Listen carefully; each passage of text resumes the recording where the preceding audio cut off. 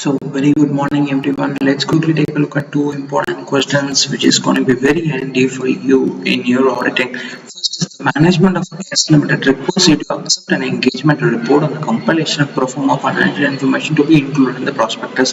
In light of SAE 3420, what factors will you consider regarding the company acknowledging and understanding its responsibility in this matter before accepting the engagement? So direct 5 points are there, so there is nothing to write on your own. These are the various things you are expected to reproduce. First is adequately disclosing and describing the applicable criteria to the intended users.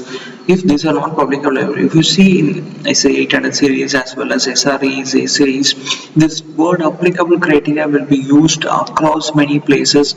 And next one is, so once everything is disclosed and shared, compile the pro forma information on the basis of applicable criteria. First point also applicable criteria, second point the benchmark, the base is nothing but applicable criteria, and providing the practitioner with access to all information, additional information whatever he requires. And if you see, another catch term is including when needed for the purpose of engagement information of the acquirees in a business combination. So before entering into business combination, they will be doing research analysis, due diligence, etc. So for that also all the information should be shared, and access to those entity and the entities advisors if the practitioner determines that those data are also relevant in all material aspects on the basis of applicable criteria. Then when needed for the purpose, access to appropriate individuals also, so that 360-degree angle the practitioner will be able to cover. So first one is adequately disclosing, describing, second is compiling, next is access to all the information and additional information also, and lastly access to appropriate individuals. So the three catch terms are applicable criteria, information, and individuals. These are the things this entire question revolves around. So moving on to the next question. Excuse me. You are conducting a concurrent audit of a branch of a public sector bank. It is a large branch having advances of about 500 crores, including export advance of 300 crores. Some borrowers also get LCs issued from branch for importing raw diamonds from diamond hubs of Belgium. You want to be sure there is no revenue leakage in the branch. For the time being, you are focusing upon advances. Discuss any 5 areas pertaining to advances of branch which you would verify to ensure there is no revenue leakage. So first is the interest rates fed in the system needs to be verified with respect to corresponding sanction letters.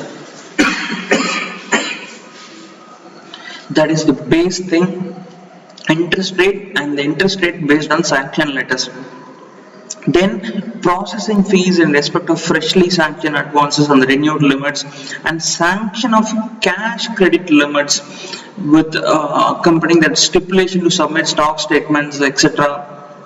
Because non-sufficient stock statements can involve penal interest, and whether it has been correctly levied for all the past borrowers, that needs to be verified. Next is verification of overdue interest on export bills purchased and packing credit facilities for overdue period. And lastly, verification of charges and the commission in respect of LOC issued in accordance with bank circulars or manual, whether all the recent changes provided by RBI and the banks has been updated, and whether the old rates are not charged. So let's quickly summarize. First is interest rates, that is the base rate that is fed is accurate. Then processing fees, then you can combine processing fees and the charges or commission point together for your easy recall. Then cash credits and overdue interest, this can be combined as 2 consecutive points. So these are the 5 points that needs to be verified. So these are the 2 important questions which has got a lot of chances of coming, because it focus on the core aspect of this particular topic. Make full use of it.